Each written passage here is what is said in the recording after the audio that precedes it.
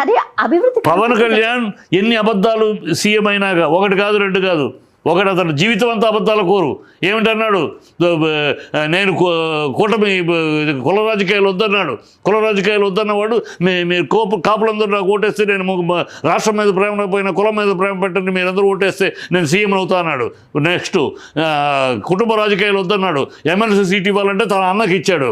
Plus next నేను Christian అబ్బా, నేను బాప్టిజం తీసుకున్నానబ్బా, మా కూతురు క్రిస్టియన్స్ అబ్బా, నా పెళ్ళాం క్రిస్టియన్ అబ్బా, నాకు జ్వరం వస్తే మా నాన్న యేసుప్రభుకు ప్రార్థించాడబ్బా, నా కొడుక్కి ప్రార్థన జబ్బు చేస్తే నేను మా మేరీకి మీద ప్రేయర్ చేశాను అని అన్న నోరుతోనే అసలు ఈ దేశంలో మత కలవల కారకులు హిందువులే, హిందూ పెద్దలే అన్న నోరుతోనే తిరుపతి లడ్డూని గురించి ఇన్ఫర్మేషన్ సగవంతం మేరకు తెలియకుండా వాగింది, కోర్టు దగ్గర చివాట్లు తింది, తన వాక్యాలే. మళ్ళీ అదే నోరు అదే నోటితోటి నేను సనాతని, ఆమె సనాతని అంటాడు. సనాతనులు ఎవరు 3 పెళ్ళిళ్ళు చేసుకోరమ్మా, సనాతనులు ఎవరు వేరే మతస్థులను పెళ్లి చేసుకోరమ్మా. ఇదొక అబద్ధమా, ఇదొక డ్రామానా? నెక్స్ట్ అది డ్రామాలు ఒక్కొక్కటి. పర్సనల్ లైఫ్ గురించి ఎందుకు వెళ్దాం? పర్సనల్ లైఫ్ ఏంటి, పొలిటికల్ లైఫ్ ఏంటి, పర్సనల్ లైఫ్ ఏంటి? ఇది పర్సనల్ లైఫ్ ఎట్లా అవుద్ది?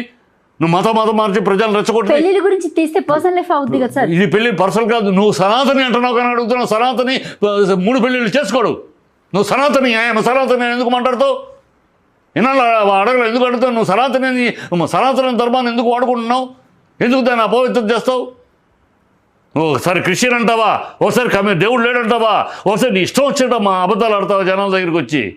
సినిమా డైలాగులా? సినిమాలో వేషానికి ఒక్కొక్క సినిమాకు ఒక వేషం ఇచ్చినప్పుడు మాట్లాడినట్టు మాట్లాడతావా? లీడర్వా నువ్వు ప్రజానాయకుడువా? నువ్వు ఒక ప్రజానాయకుడు అంటారు.